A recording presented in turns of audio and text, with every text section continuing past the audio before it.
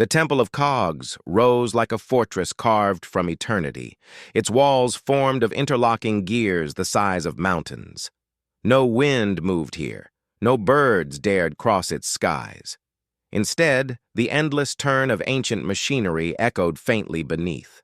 The ground, like the pulse of a buried god. Inside, the assassins gathered, kneeling in immaculate rows, heads bowed before the shrine of the great gear.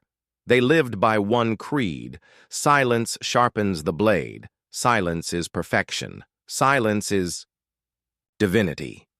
Through the towering gate of steel slipped a human stranger, staggering under the weight of exhaustion. His name was Eliar, a wandering musician whose path had gone terribly astray.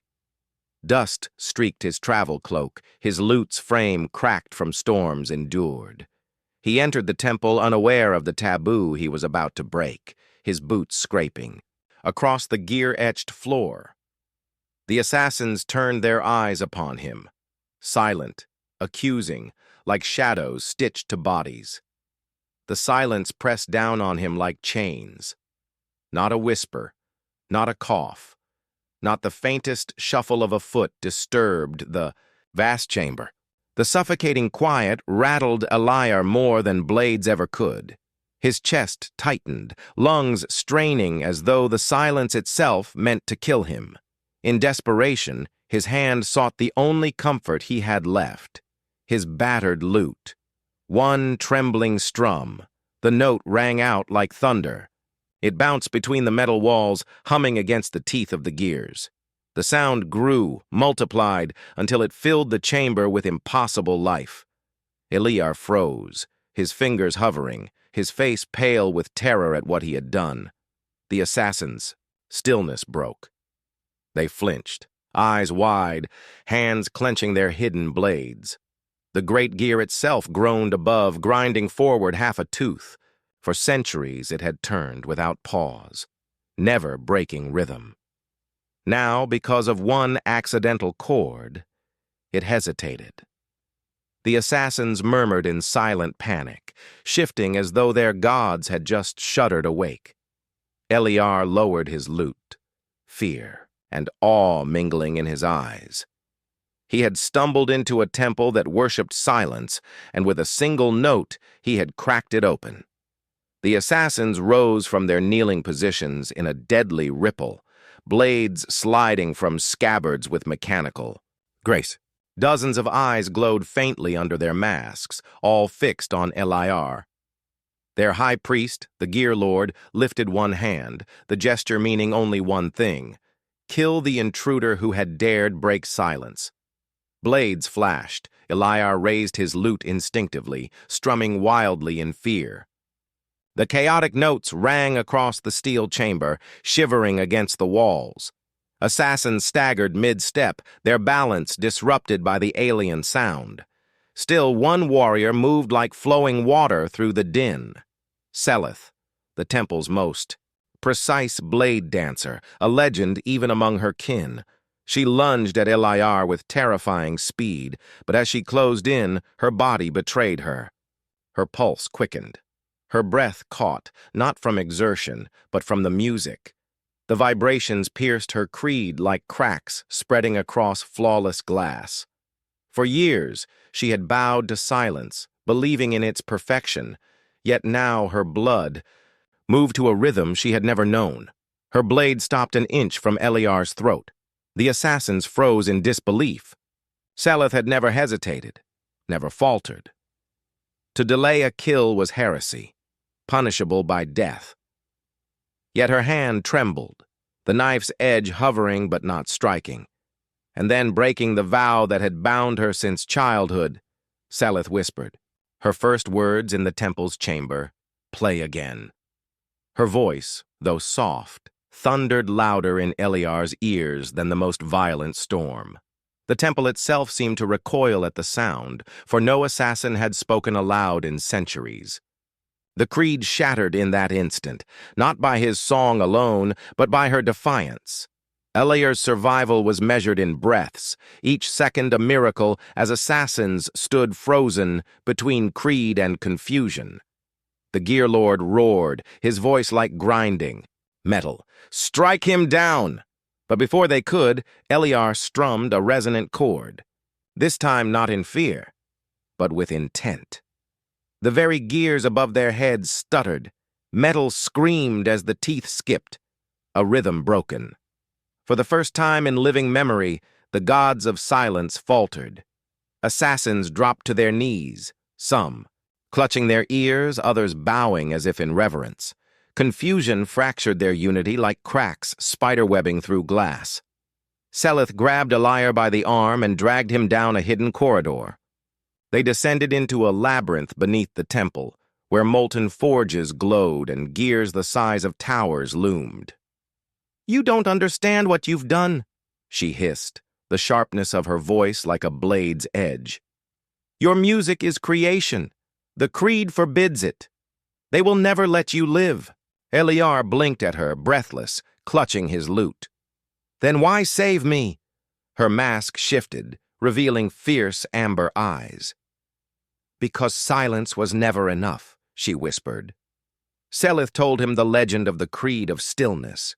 Long ago, the assassins had bound themselves to silence because music had once shattered their order. They believed sound to be corruption, a force that unbound destiny. Their training stripped them of voice, of song, of expression, leaving only steel and shadow. But Eliar's strums had awakened something even she had thought lost. In the glowing forge's heat, Eliar touched the strings again, softer this time, crafting a melody like water on stone. Seleth closed her eyes, her blades lowering. For the first time in her life, she felt rhythm not in death, but in life. And in that moment, she knew she had already betrayed her creed. Perfect. Let's continue with outlines 4 to 6, each expanded into 7 to 8 cinematic paragraphs, keeping everything fresh, unpredictable, and professional. The alarm reverberated through the temple like a scream of grinding iron. Gears spun wildly above and walls shifted, sealing corridors and opening traps meant to cage intruders. The assassins moved as one, pouring into the lower labyrinth after Eliar and Seleth, their footsteps soundless but their intent like a storm gathering at his back. Seleth guided him through tunnels carved not from stone but from rotating machinery. Massive gear teeth clanked inches from their bodies, blades of metal moving in eternal cycles. One misstep would crush them flat. Eliar stumbled, unused to such terrain, but Seleth's grip on his wrist was unyielding. Her eyes burned with a new light, not the emptiness of creed, but the fire of choice. "Why are they chasing us?" Eliar gasped, nearly tripping over a shifting floor panel. "They don't chase us," she corrected, pulling him onto a narrow bridge of cog teeth. "They chase you. I am already dead to them." Her voice trembled, not with fear, but with the gravity of betrayal. To turn from silence was not just disobedience, it was exile. As they ran, the assassins struck. One leapt from a rotating gear, wheel, daggers glinting like falling stars. Eliar's heart seized, but Seleth spun, her spear flashing, catching the assassin midair. Steel clanged against steel, sparks flying, before Seleth flung him into the abyss below. Eliar's fingers fumbled at his lute. He strummed a chord as a second assassin lunged. The note echoed strange and powerful, throwing off the attacker's balance. The blade struck the gear floor instead of Eliar's chest, sending sparks dancing. Seleth finished the fight in a blur, then turned to him with narrowed eyes. "Don't stop," she urged. "Your music bends more than their bodies. It bends their creed. Use it." For the first time, Eliar realized his lute was not just wood and string. Here, in this world bound by silence, it was a weapon. Seleth led Eliar into a hidden vault beneath the temple, sealed for centuries.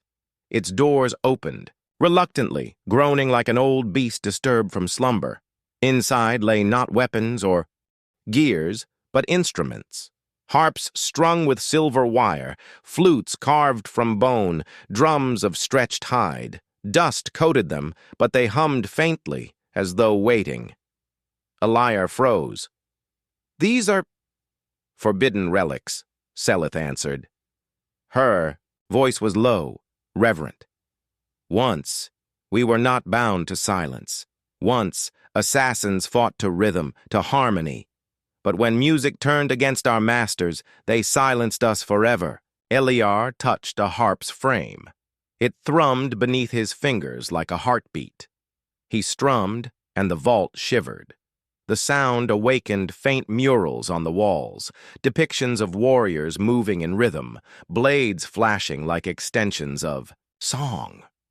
Seleth stared, her breath catching as the memories of a lost age came alive around her. "You see now?" she said, her mask slipping from her face. Silence was not purity. It was chains. But their refuge did not last. The Gear Lord entered, towering, his armor forged from interlocking gears. His eyes glowed like molten metal. Around him, assassins fanned out, their blades thirsting for blood. He stepped into the vault of songs, contempt dripping from his words. "You bring corruption into our house, Seleth. Music is chaos. It breaks the gear's turn." Elayar stood, clutching his lute like a shield. "Maybe that's what you fear, that silence is slavery and sound is freedom." The Gear Lord unsheathed, a blade longer than Elayar's arm. "Then let us see if freedom bleeds." The vault erupted in chaos. Assassins surged forward like a black tide, blades flashing. Seleth met them head-on, her spear a blur of steel and defiance. But even she could not hold them all. Elayar's hands trembled as he strummed his lute, each chord pushing the assassins back. The vault itself seemed to respond, walls humming, instruments vibrating as though eager to join. Seleth danced to his rhythm. Her strikes matched his strums, each movement punctuated by music. For the first time, Elayar realized he wasn't just playing, he was conducting her battle. She wasn't just a warrior, she was his blade, given form. The Gear Lord advanced, unaffected, by the chords that shook his assassins.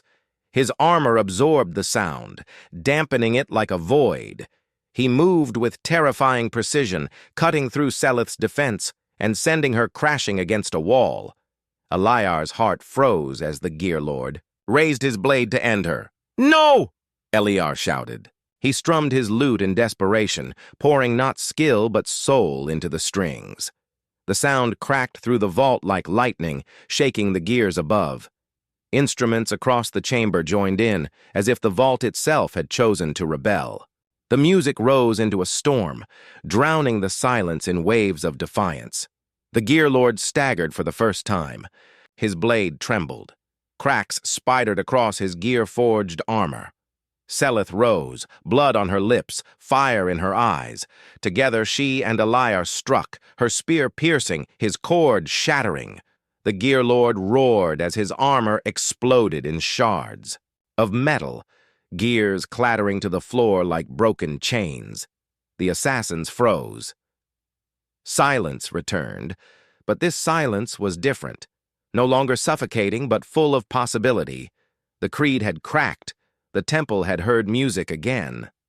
Elayar and Seleth stood side by side, bruised, bloody, but unbroken. They had shattered not just a man, but a god of silence. The temple lay in ruins, fragments of gears smoldering around the broken body of the Gear Lord. Yet victory brought no rest. From the shadows of the vault emerged dozens of assassins, faces, hidden behind obsidian masks, their weapons raised not with zeal but hesitation. They had been bound to silence for generations, taught that music was heresy. Now they stood uncertain, their creed shattered by the symphony that had just toppled their god. Elayar's lute still vibrated faintly, as though the vault itself remembered. His hands shook, but his voice carried steady. "The gear has stopped turning. Choose. Do you serve chains or do you serve yourselves?" Seleth stood beside him, Her spear lowered but ready, eyes locked on her kin with a mixture of sorrow and defiance. The moment stretched thin, a fragile silence filled with possibility, fear, and the weight of destiny. One assassin stepped forward, a tall figure with intricate scar patterns carved into his mask. He raised his blades, then drove them into the ground, crossing his arms in salute. "We hear the song," he said hoarsely, his voice breaking centuries of vow. Others stirred, some removing their masks with trembling fingers, revealing faces scarred by silence but softened by hope. Yet many remained unmoved, tightening their grips, snarling through clenched teeth. "Traitors!" hissed one, lunging forward with bloodlust. Seleth met him with steel, the clash echoing like a drumbeat. The chamber erupted again into violence, but this time it was fractured. Assassins against assassins, creed against choice, silence against song. Eliar strummed frantically, his chords, guiding Seleth and those who had chosen to defect. Music cut through the chaos, turning battle into rhythm, weaving order into the madness. Sparks from clashing steel illuminated murals of warriors long past, their painted movements eerily mimicking the combat within the vault. It was as if history itself replayed in flesh and sound. Seleth fought like lightning, her every motion sinking to Eliar's chords. She wasn't just defending herself, she was protecting his fragile music, ensuring the melody continued. When he faltered, sweat blurring his vision, her shout brought him back. "Play, Eliar! Don't stop! They can't cage the sound if you don't let them!" His fingers obeyed, tearing chords free with desperation and raw soul, each note pulsing like a heartbeat of rebellion. The battle stretched on, but eventually the tide shifted. More assassins lowered weapons, entranced by the strange harmony of steel and song. Others fell silent forever, their creed dying with them. Blood pooled on the gear-forged floor, reflecting torchlight like rivers of molten gold. When the dust settled, only half the assassins remained standing, their eyes torn between grief and wonder. Seleth raised her chin, blood streaking her jaw, and whispered, "It has begun." The survivors turned to Eliar, waiting not for command, but for music. It terrified him, the weight of their stares, the expectation of leadership he had never sought. He was a musician, not a general. But the lute in his hands thrummed with defiance, and Seleth's presence grounded him. For the first time, he realized leadership wasn't about power, it was about rhythm, guiding others to fight their own battles in harmony. Yet far away, gears began to stir again. The death of the Gear Lord had not ended the creed. It had awakened something deeper, something older. Hidden cogs in the earth turned, grinding in fury. Shadows trembled as if the temple itself sought vengeance. The battle wasn't finished. It was only the first verse in a symphony of war. The assassins' victory was short-lived. As they tended to wounds and laid bodies to rest, the ground shuddered beneath their feet. Gears, vast and ancient, rose from beneath the vault floor, meshing together with thunderous force. The walls cracked, revealing veins of glowing machinery that pulsed like arteries. Seleth's eyes widened in horror. "The temple! It awakens the core!" Eliar staggered back as a column of light erupted upward, splitting the ceiling. Above them, through the wreckage, the night sky bled with auroras of shifting gears. This was no mere temple. It was the crown of a machine world, its heart long dormant until their defiance stirred it awake.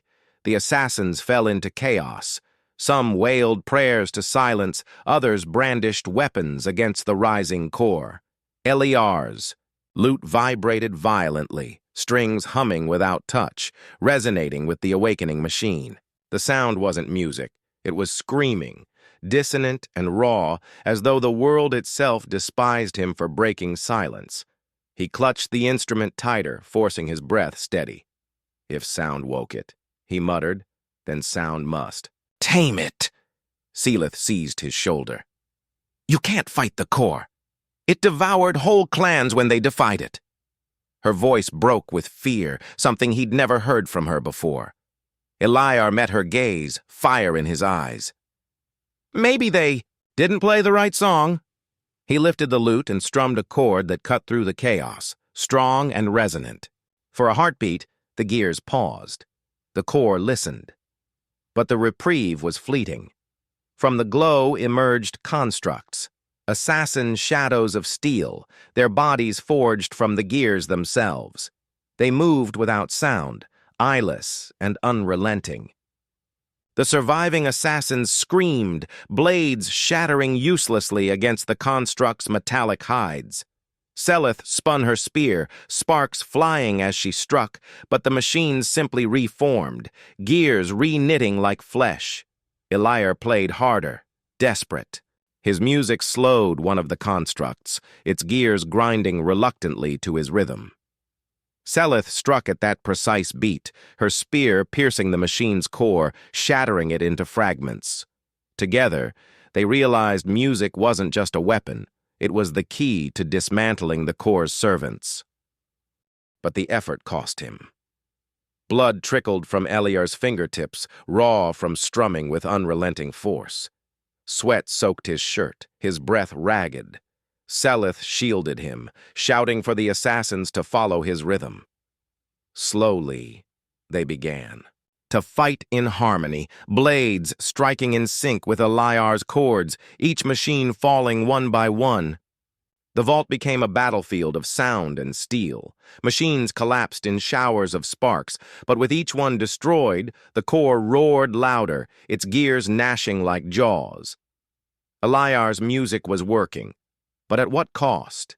If the core was truly alive, he wasn't sure if he was fighting it or feeding it. The dawn never came. The core's glow turned night into perpetual twilight, bathing the ruins in a sickly golden hue. Exhaustion weighed on Eliar, but he refused to stop. His music guided the assassins in a war they had never fought before, a war of rhythm, not silence. Selith stood unyielding at his side, her armor dented, her spear bloodied, but her resolve harder than steel. Together they were no longer fugitives. They were leaders of a rebellion. News spread quickly. Assassins who had once whispered prayers to silence now flocked to Eliar's music, drawn to the impossible truth that a human song could topple gods. But with each victory, enemies multiplied. Loyalist assassins branded him a heretic, hunting his small force. Machines poured from the core in endless waves, growing smarter, adapting to rhythm. The world had turned against him, yet still his chords rang out, unbroken. Selith took to him more fiercely than ever. She fought like a storm, her movements now inseparable from his song. Yet beyond battle, their bond deepened. In stolen moments between wars, she showed him scars hidden beneath armor, proof of years spent as a slave to silence. Eliar, in return, played soft melodies, not of defiance, but of healing, weaving music that soothed her wounds. Where creed demanded silence, he gave her the gift of sound. And in that sound, love bloomed like fire in winter. But rebellion had costs. Villages burned where loyalists clashed with rebels. Innocents were crushed in the gears of the core's awakening. Eliar felt the weight of it all, each chord on his lute carrying guilt as much as defiance. Selith reminded him over and over, "You did not bring this war. You woke the truth. Truth always costs blood." Still, doubt gnawed at him. Could he lead when his hands were raw, when his heart ached under the strain of so many lives depending on his song? Yet every night, when silence threatened to return, his followers begged, "Play for us, Eliar." And so he did, even when his fingers bled, because silence meant death. The core adapted, its constructs moving to counter rhythm itself. Songs that once unraveled machines now barely slowed them. Eliar's music faltered, fear clawing into his chest. What if I can't break it? he whispered to Seleth. She gripped his chin, forcing his eyes to hers. Then we make a new song. Fate isn't written. It's played. The rebellion teetered on a knife's edge. The assassins had found hope, but the Corps' hunger deepened. If Eliar could not craft a new rhythm, the last verse of their defiance would end in silence. The battlefield was chaos incarnate. The Corps had torn open the land, gears the size of towers grinding upward, reshaping mountains into cogs. Its constructs marched in endless ranks, their bodies glowing with alien fire. At the center, a throne of living machinery rose, and upon it a shape emerged. Not the Gear Lord, but something older, fused with the Corps itself. It was the embodiment of silence made flesh, its voice a grinding whisper. You will break, musician. Eliar's hands shook, his lute nearly shattered from battle. He could barely hear his own music over the roar of the Corps. Seleth stood beside him, battered and bleeding, her spear broken, yet her eyes were fierce, unyielding. One song left, she said. Make it count. He wanted to collapse, but her faith anchored him. His heart thundered, drowning fear, and he raised the lute for one final melody. The army of assassins gathered, rebels bloodied, but resolute. They formed a circle around Eliar, protecting him, their blades gleaming with the rhythm of defiance. Seleth limped forward, planting herself at his side, lifting a jagged shard of spear. She looked at him, her voice soft but unbreakable. Play, and I will fight until I fall. Their eyes locked, and in that gaze, eternity passed. Eliar strummed, not with precision, but with soul. His fingers tore across strings, weaving sorrow, hope, rage, and love into one impossible melody. The sound shook the battlefield, rippling through machines, unraveling their gears. For the first time, the Corps screamed, not as metal, but as something alive. Its silence cracked under the weight of music. Seleth surged into battle, her every strike synced to his chords. Together they became more than warrior and musician. They became a symphony, each note a blade, each movement a verse. The assassins followed, their strikes unified in rhythm, turning rebellion into orchestra. The battlefield became a song of resistance, every life a note refusing silence. The Corps struck back, lashing with tendrils of living gears, tearing earth asunder. Eliar faltered, pain shooting up his arms. Seleth shielded him, but the tendrils pierced her side, blood spilling across the gears. She smiled through agony, whispering, Don't stop. I'll carry the last note if you fall. Her body swayed, but her spirit blazed brighter than fire. With his last strength, Eliar poured everything into one final chord. The sound split. The heavens shattered the gears and consumed the Corps in a storm of resonance. Silence screamed and then broke, leaving only echoes of music in the air. When the dust cleared, the Corps' throne lay in ruins. The constructs were gone. Silence had died. Seleth collapsed into Eliar's arms, blood staining his shirt. He wept, but she smiled faintly, her hand brushing his cheek. You broke the gear, she whispered. Now, write the rest. Her eyes closed, but the faint rhythm of her heartbeat matched his lute, promising she was not gone, only resting. Around them, assassins dropped weapons and knelt, no longer bound to silence. Eliar strummed softly, a lullaby for a broken world, as dawn finally touched the horizon. Humanity's song had not just broken chains, it had rewritten fate.